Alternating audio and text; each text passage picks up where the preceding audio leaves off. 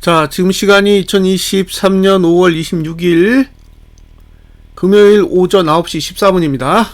코스피 100 지수 336.39 계속 박스, 그죠? 박스권 안에서 놀고 있는 거예요. 살짝 벗어났어요. 335 벗어났습니다. 자, 월봉 아직도 양봉. 아직도 상방 우인 거죠. 이렇게 끝난다는 거는 아직도 위로 가겠다는 의지가 있는 거예요. 아직까지는 3거래일 남았습니다. 3거래일. 주봉. 오늘 주봉 이게 관건이에요. 지금 어차피 볼린저 밴드 20 상단선에 지금 TO 상단선에 다 걸려 있거든요. 그러니까 저는 이제 궁금한 게 오늘 종가가 상승하는 건가? 아니면 하락하는 건가? 이것만 관심이 있어요. 그러니까 종가가 하락하면 뭔가 이제 변고가 일어날 수 있는 상황이 되는 거고, 그러니까 오늘 만약에 1% 정도 내려요. 1% 정도 내려가지고 주봉이 종가가 하락하잖아요. 그러면 지난주 종가가 가장 높은 종가가 되는 거예요. 지난주. 그러면 지난주 종가 위는 위험하다는 얘기거든요. 그런 뜻이에요.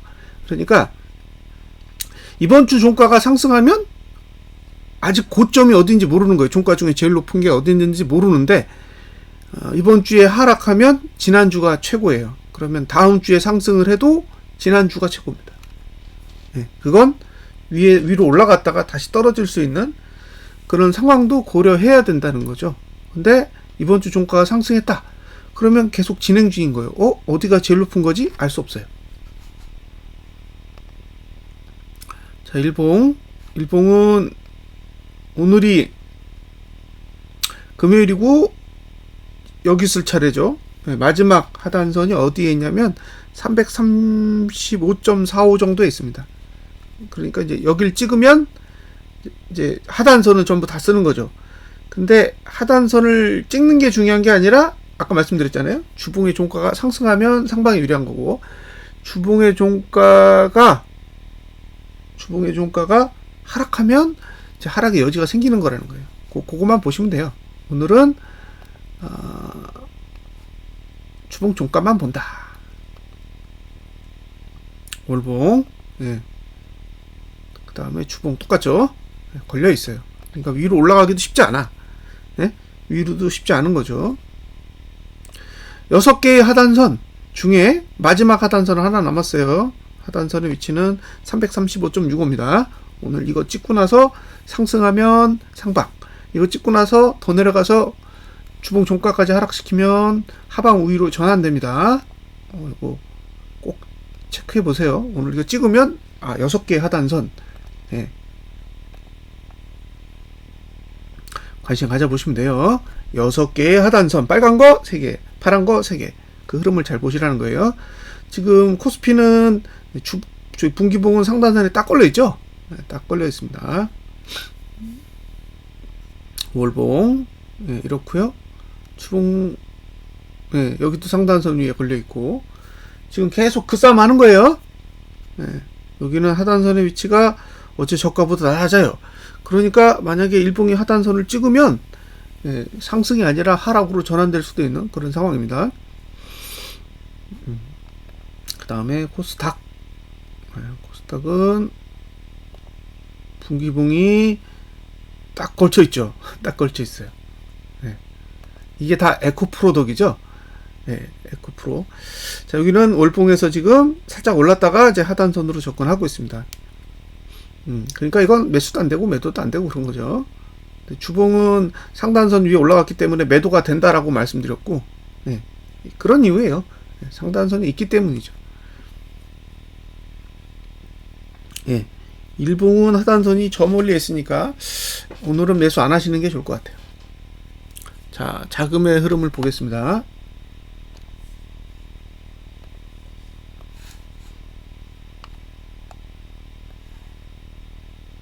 개인이 124억을 사고 외국인이 2074억 사고 기관이 2174억 매도예요.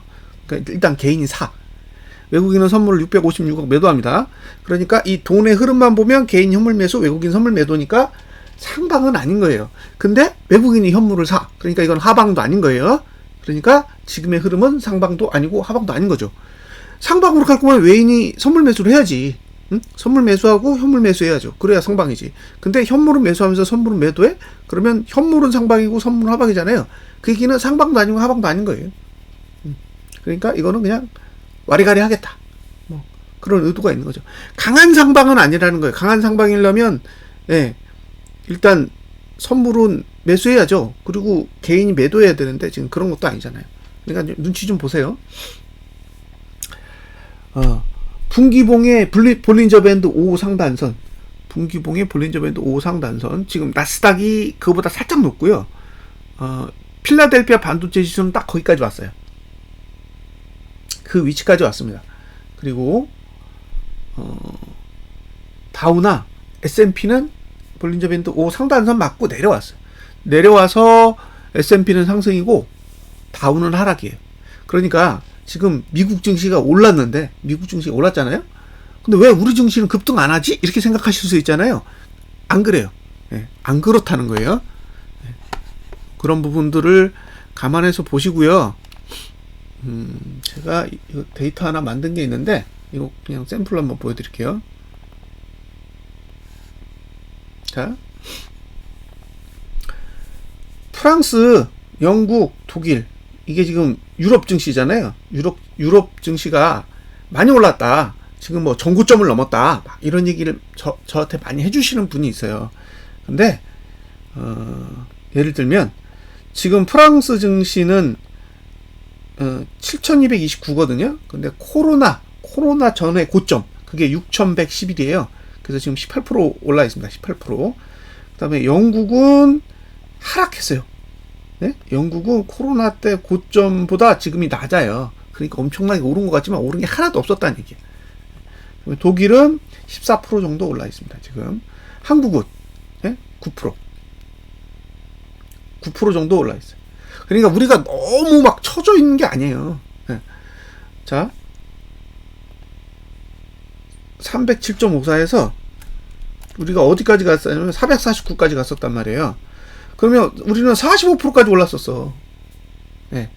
독일은, 프랑스는, 영국은 이렇게 오른 적이 없어요. 우리만 올랐지. 그럼 우리 오를 때는 유럽 안 올랐는데 걔네가 잘못된 거예요?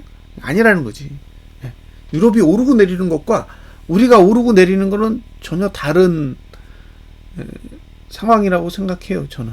그게 뭐 유럽이 오르면 우리도 올라야 되고 유럽이 내리면 우리도 내려야 되는 게 아니라 전혀 다른 산업 구조를 가지고 있으니까 그럴 수 있다는 거죠.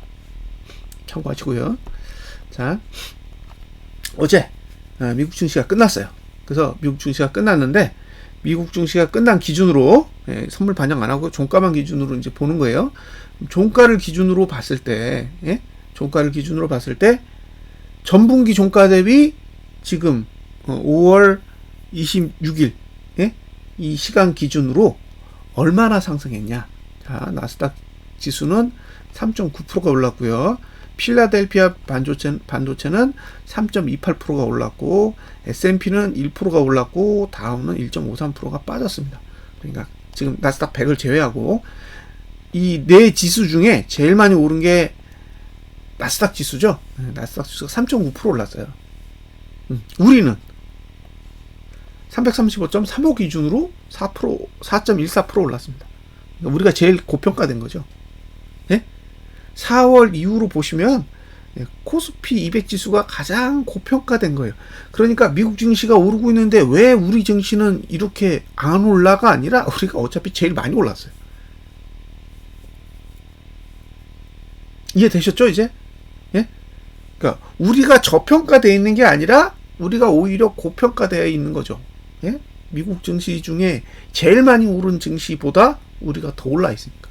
그럼 산업군이 나스닥과 겹치는 것도 있고 필라델피아 반도체 지수랑 겹치는 것도 있고 다우랑 겹치는 것도 있을 거잖아요. 다 겹쳤는데도 우리가 많이 올랐다는 거예요. 그런 부분들은 감안을 하셨으면 좋겠습니다. 자, 오늘은 뭐만 확인한다? 주봉 종가가 상승하느냐 하락하느냐. 주봉의 종가가 상승하느냐 하락하느냐만 중요합니다. 상승하면 아직까지 상승 우위가 지속되는 거고 하락하면 이제 변화가 올 가능성이 높다라고 보시면 되고요. 그 다음에 지금 중요한 거는 주봉이 언제 하락을 시작하느냐예요. 이번 주가 상승으로 끝난다고 해도 4주 동안 계속 일구간을 지나기 때문에 고조정이 낮아지는 봉이 나오면 하락으로 내려가게 됩니다. 근데 이제 오늘 만약에 종가가 하락하면 스타트고, 비록 이번 주에 종가가 상승해도 다음 주에 하락하면 다시 시작할 수도 있는 거예요. 자, 지금 금요일이잖아요. 그러면 토요일, 일요일, 다음 주 월요일이 우리도 휴장이고 미국도 휴장이에요. 그러면 그 3거래일 안에 어쨌든 부채 협상, 부채 한도 협상에 대한 어느 정도의 결과는 저는 나올 거라고 봐요. 그게 악재가 될지 호재가 될지 그건 전 모르겠어요. 예를 들면 부채 협상 자체가 안 될 케이스 하나, 했는데 그 안에 내용이 안 좋을 경우 둘, 했는데 결과가 좋을 경우 셋. 이 세 가지 케이스가 존재할 거잖아요. 이 세 가지 케이스에 따라서 뭔가 나오겠죠. 그러니까 협상 자체가 안 되면 저는 안 좋을 거라고 보고, 협상이 됐는데 그 내용이 안 좋으면 그것도 안 좋게 반영할 거고, 협상이 됐는데 좋으면 상승하겠죠. 그러니까 이 세 가지 케이스 중에 어떤 걸 다음 주 화요일 날 반영할지, 이제 그 부분이 관건이에요. 그게 이제 갭상으로 나올 수도 있고 갭하로 나올 수도 있는 거잖아요. 그래서 저는 갭상승으로 나오면 341을 찍는다고 봐요. 그게 이제 부채 협상이 마지막으로 호재로 작용하면 341까지 가고 일단 피날레. 근데 이게 안 좋아, 악재야, 그러면 바로 개파락 나오고 쏟아지겠죠. 그러면 그때는 뭔가 좀 상당히 안 좋게 반응할 수도 있다라고 생각합니다. 근데 오늘 확인해야 될 거는 종가가 하락하느냐 여부예요. 지금 저는 기관이 매도하는 가장 큰 이유는 그거라고 봐요. 아직 그 부채 협상에 대한 결과가 안 나왔어. 그러니까 기관은 간을 보는 것 같아요. 자, 분석 마치겠습니다. 감사합니다.